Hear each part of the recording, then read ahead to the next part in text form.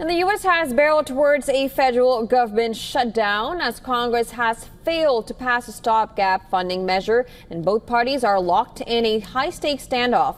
Democrats and Republicans remain at an impasse over funding negotiations. At midnight Eastern Time on Wednesday, funding for many federal agencies will lapse unless Congress acts. The Senate rejected a Republican-led stopgap funding bill intended to extend government operations through November 21st.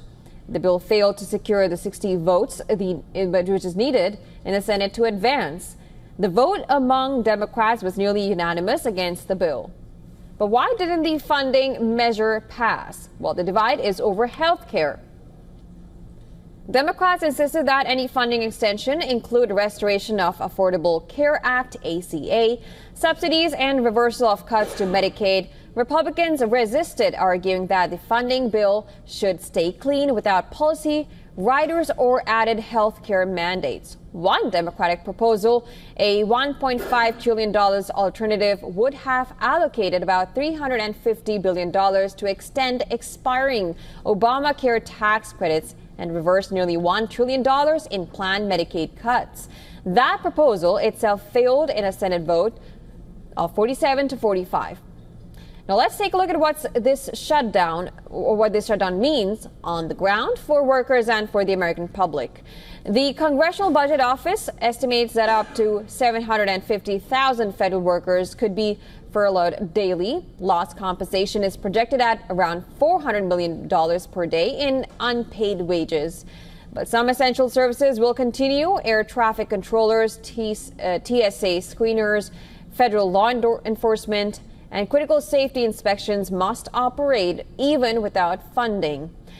But still, unpaid workers and furloughed staff may strain these operations over time, leading to delays, cancellations, or safety bottlenecks in aviation, permits, regulatory oversight, as well as more.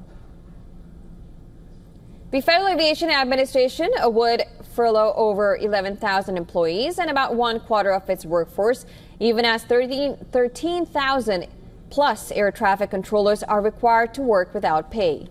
The TSA may see disruptions. Around 50,000 of its personnel might continue working, but without compensation.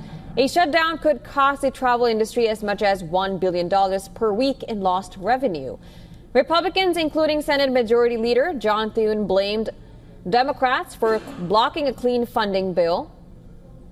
Democrats countered that Republicans refuse to engage on health care provisions and that the GOP insists on a take-it-or-leave-it approach.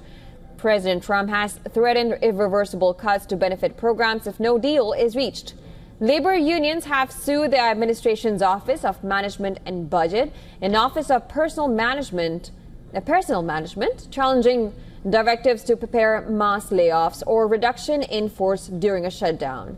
The unions argue that such threats may violate existing federal law, especially the Anti-Deficiency Act, which bars spending without appropriation. Now, currently, talks remain stalled. Democrats are unified in their opposition, and Republicans insist on their terms.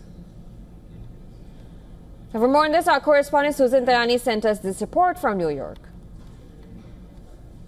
A partial government shutdown seems imminent, and if funding lapses, non-essential federal service will halt, and many federal employees will be furloughed or go without pay. The Congressional Budget Office estimates up to 750,000 workers could be affected daily, costing hundreds of millions in lost wages. Key programs like public housing support, unemployment report, as well as regulatory work may be disrupted or delayed. Also, air travel and aircraft safety may be impacted through parts of the FAA. But beyond the operational chaos, a shutdown also hands extra discretion to the White House to ultimately decide which agencies stay open and which fall silent, potentially reshaping budget priorities long term.